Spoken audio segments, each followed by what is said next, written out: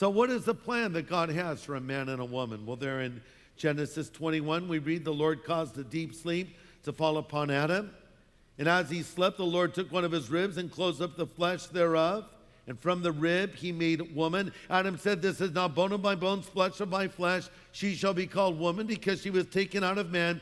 And now here's the statement that Jesus quotes, therefore shall a man leave his father and mother and cleave to his wife, and they shall become one flesh. Eve made from the rib of Adam.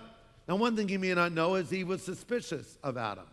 And she accused him one day of being with other women. He said, Eve, are you out of your mind? There are no other women on earth. There's just you. So that night he fell asleep and he was awakened to find Eve poking at his chest. He said, what are you doing? She said, just counting your ribs.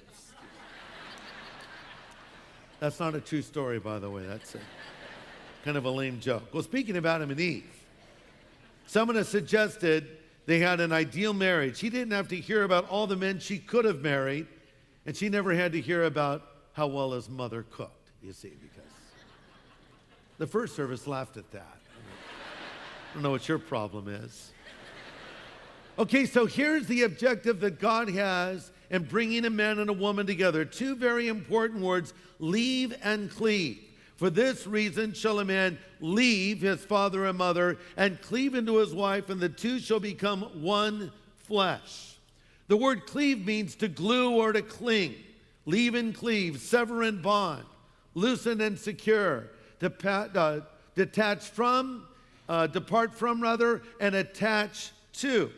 So a successful marriage begins with a leaving. In effect, you leave all other relationships. Now, the closest relationships outside of marriage is specified here, implying that if it's necessary to leave your father and mother, then certainly all lesser ties must be broken, changed, or left behind.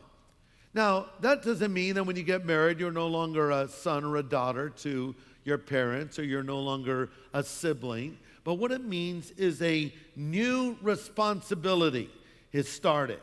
And your primary responsibility as a married person is to your spouse. Yes, you must still honor your mother and father, but a leaving has taken place. Otherwise, this can be extremely detrimental to the marriage. You know, when the wife says, I'm going home to mommy, wait a second, you've made a commitment. Now you need to stand by it. I heard about a guy who wasn't married yet. He was trying to find the perfect girl, and it was really hard to get his parents to agree to it. So he brought a young lady home, and his mother didn't like her. He proceeded to bring home a second girl. Mother didn't like her either. So he goes and finds a girl that looks like his mom, that talks like his mom, that walks like his mom, and brings her home.